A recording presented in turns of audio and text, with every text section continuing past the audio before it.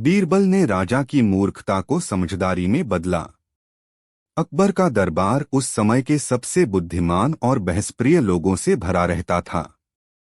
परंतु जब बात राजा की आई तो कई बार ऐसा भी हुआ जब अकबर भावनाओं में बहकर ऐसे निर्णय ले बैठते जो राजकीय दृष्टि से मूर्खतापूर्ण होते।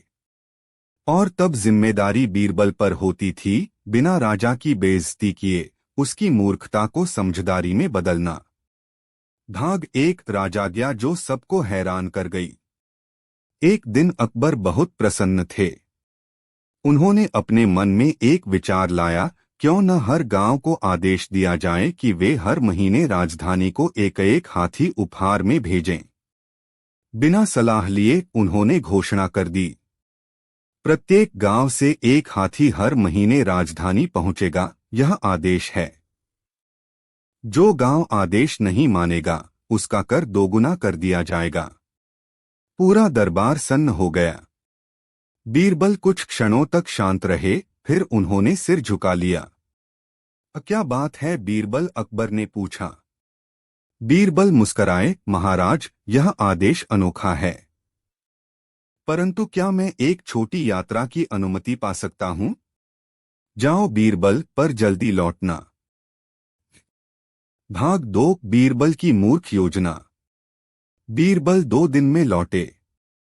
साथ में एक पिटारा था जिसमें आम जनता की चिट्ठियां थीं। उन्होंने दरबार में आकर कहा, महाराज मैं भी एक योजना लाया हूं, क्यों न प्रत्येक व्यक्ति को आदेश दिया जाए कि वह महीने में एक बार चांद पर पत्थर फेंके ताकि चांद गोल रहे। अकबर चौंक पड़े। ये कैसी मूर्खता है बीरबल? बीरबल गंभीर होकर बोले, जैसे गांव वालों को हर महीने एक हाथी भेजना होगा, वैसे ही ये भी तो एक फरमान है। चांद पर पत्थर फेंकना और राजधानी को हाथी भेजना दोनों ही असंभव और अनावश्यक हैं। दरबार में हंसी छूट गई, लेकिन अकबर को अपनी भूल समझ में आने लगी। भाग 3 मूर्खता से उत्पन्न हुआ विद्रोह। इधर गांव वालों में डर और क्रोध था। गरीब गांव एक हाथी पाल भी नहीं सकते थे, तो भेजना कहां से संभव होता। कुछ गांव वालों ने कर देना बंद कर दिया, कुछ छिपने लगे और कुछ सड़कों पर उतर आए। विद्रोह फैलने लगा। अकबर को तब समझ आया कि यह आदेश राज्य के लिए खतरा बनता जा रहा है। वे बीरबल के पास आए और बोले, बीरबल इस समस्या को सुलझाओ। मैं नहीं चाहता कि लोग मुझे मूर्ख समझें। बीरबल मुस्कराए, महाराज आपको मूर्ख कोई नहीं समझेगा अगर आप स्वयं मान लें कि यह आदेश एक परीक्षा थी। कैसी परीक्षा? भाग 4 बीरबल का राजनीतिक नाटक। अगले दिन बीरबल ने राजधानी के मुख्य चौराहे पर ढोल बजवाए और घोषणा की। महाराज अकबर ने जो आदेश दिया था वह एक परीक्षा थी, यह देखने के लिए कि कौन सा गांव सबसे पहले विद्रोह करता है और कौन आंख मूंदकर आदेश मानता है। जो गांव सोचता है और विरोध करता है वही समझदार है। पूरे राज्य में यह बात फैल गई। जो लोग डर रहे थे वे खुद को समझदार समझने लगे। जो विद्रोह कर रहे थे वे गर्व महसूस करने लगे। अकबर ने अगले दिन दरबार में कहा, हमारा उद्देश्य जनता की सोचने की क्षमता परखना था। बीरबल ने योजना को सफल बनाया। दरबार ने तालियां बजाईं। भाग 5 एक और परीक्षा, बीरबल की समझदारी। कुछ समय बाद अकबर ने फिर एक विचित्र आदेश जारी किया। सभी दरबारी महीने में एक बार अपने कपड़े उल्टे पहनकर आएंगे ताकि ईमानदारी की पहचान हो सके। बीरबल ने अगले दिन एक दर्पण लेकर दरबार में रखा और कहा, महाराज कपड़े उल्टे पहनना ईमानदारी की पहचान नहीं बल्कि दिखावा होगा। ईमानदारी को नापने का पैमाना कार्य होता है, वेशभूषा नहीं। अकबर फिर मुस्कराए। बीरबल तुमने मेरी मूर्खता को समझदारी में बदल दिया। भाग 6 समझदारी फैलाने का बीरबल तरीका। बीरबल ने एक अभियान चलाया, सोचो फिर मानो। हर गांव में नाटक किए गए जिनमें राजा की मूर्ख आज्ञाओं पर व्यंग्य था, लेकिन अंत में बताया जाता था कि कैसे आलोचना से सुधार आता है। एक गांव में एक नाटक हुआ। राजा ने कहा, सूरज को रात में उगाओ। जनता बोली, महाराज रात अंधेरी क्यों होती है? राजा बोला, क्योंकि मूर्खता में कोई रोशनी नहीं होती। इस प्रकार बीरबल ने पूरे राज्य को सोचने की शक्ति दी, न सिर्फ राजा की बातों पर आंख मूंद कर चलना, बल्कि तर्क और विवेक से सोचन। भाग 7, दरबारी मूर्खता का अंत। राजा के कुछ दरबारी बीरबल से ईर्ष्या करते थे। उन्होंने एक योजना बनाई। क्यों न बीरबल से कहें कि राजा ने आदेश दिया है, हर दरबारी को रोज एक मुर्गा पालना है। बीरबल ने जब सुना तो मुस्कराए। उन्होंने अगली सुबह हर दरबारी को एक बकरी थमा दी। दरबार में जब सब मुर्गा लिए आए और बीरबल बकरी के साथ, तो राजा ने पूछा, यह क्या? बीरबल बोले, महाराज जब बात मूर्खता की हो तो मैं उसमें सबसे बड़ा हिस्सा नहीं ले सकता। राजा हंस पड़े। अब दरबार में तय हो गया, कोई आदेश बिना विचार के पास नहीं होगा। भाग 8, अंत की शिक्षा। राजा ने एक बार बीरबल से पूछा, बीरबल क्या मैं कभी समझदार राजा कहलाऊंगा? बीरबल ने कहा, महाराज आप पहले ही समझदार हैं, क्योंकि आपने अपनी मूर्खता को स्वीकार कर उससे सीखा। यही असली समझदारी है। अकबर ने कहा, तो क्या मेरी मूर्खता देश के लिए लाभकारी रही? बीरबल बोले, हाँ, अगर आपकी मूर्खता को कोई बीरबल समझदारी में बदल दे तो वो मूर्खता भी वरदान बन जाती है।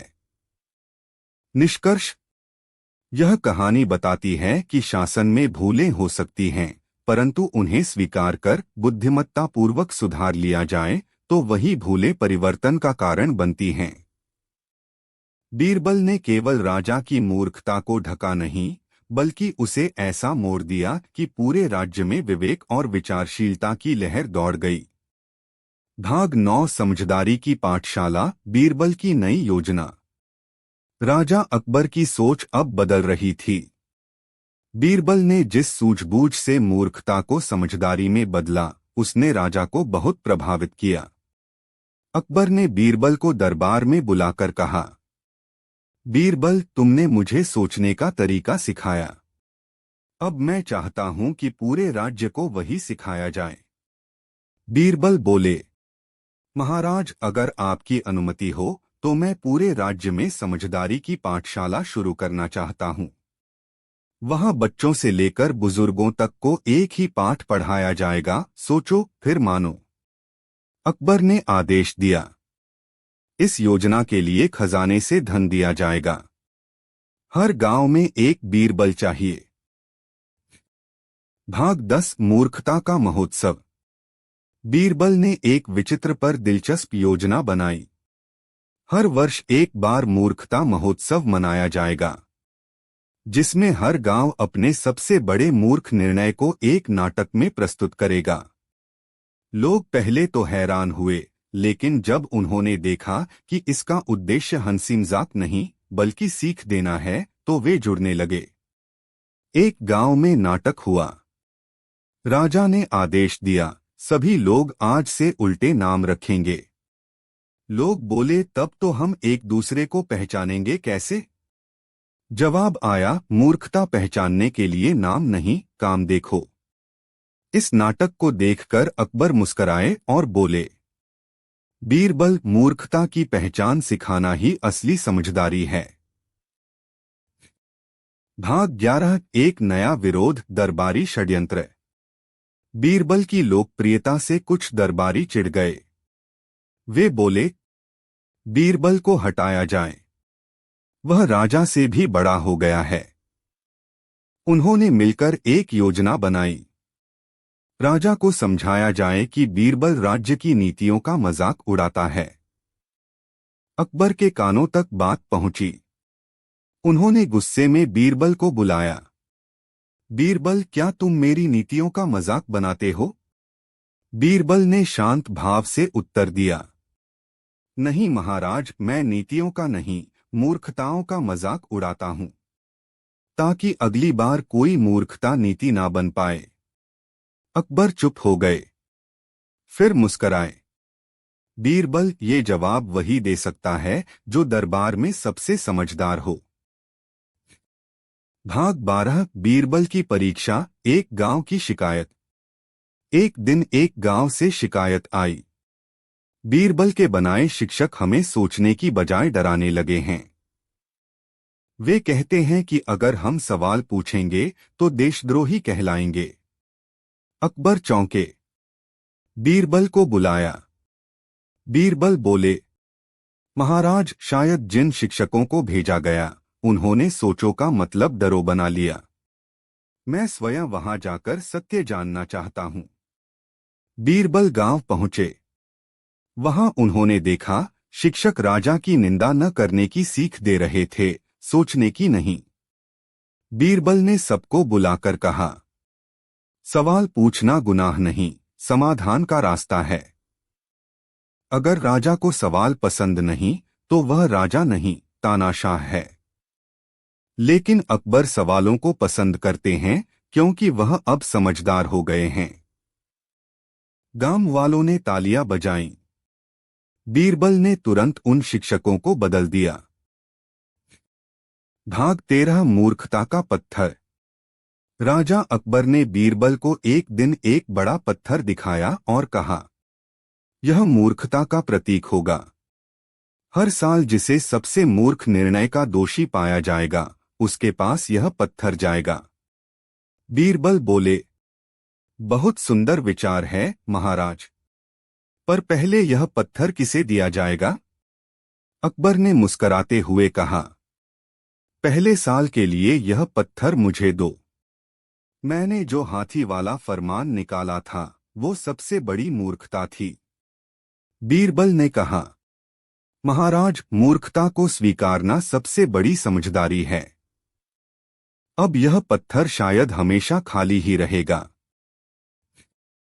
भाग 14 राजा और किसान समझ का परीक्षण। एक दिन एक गरीब किसान दरबार में आया और बोला, महाराज, मैंने 5 साल मेहनत से फसल उगाई, लेकिन कर वसूली इतनी ज्यादा थी कि मेरे पास कुछ बचा ही नहीं। क्या यही समझदारी है? अकबर चुप हो गए। बीरबल ने कहा, महाराज, यह किसान राज्य का आईना है। अगर वह खाली है तो राज्य भरा हुआ नहीं कहलाया जा सकता। अकबर ने कर कम कर दिया और किसान को उसकी जमीन वापस दी। अब दरबार में कोई भी सवाल पूछने से डरता नहीं था, क्योंकि अब समझदारी शासन कर रही थी, मूर्खता नहीं। भाग 15 बीरबल की अंतिम सीख। एक शाम राजा अकबर और बीरबल अकेले महल के बाग में टहल रहे थे। अकबर ने पूछा, बीरबल, अगर मैं फिर से कोई मूर्खतापूर्ण निर्णय लूं तो क्या तुम फिर मेरा मजाक उड़ाओगे? बीरबल मुस्कराए और बोले, नहीं महाराज, मैं आपका मजाक नहीं, आपकी समझ बढ़ाने की कोशिश करूंगा, जैसे हर बार करता आया हूं।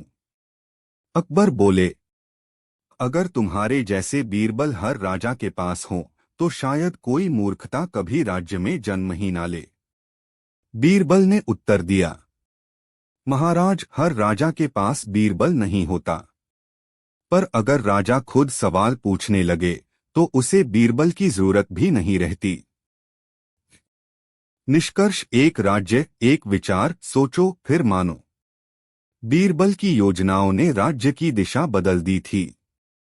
अब जनता सवाल करती थी, विचार करती थी, बहस करती थी, लेकिन गुस्से से नहीं, समझदारी से। अकबर अब एक ऐसे राजा बन चुके थे जो निर्णय लेने से पहले सोचते और गलती हो तो स्वीकार भी करते। दरबार में अब हाँ महाराज कहने वाले कम थे और क्यों महाराज पूछने वाले अधिक। राजा की मूर्खता अब इतिहास बन चुकी थी और बीरबल की समझदारी भविष्य का रास्ता।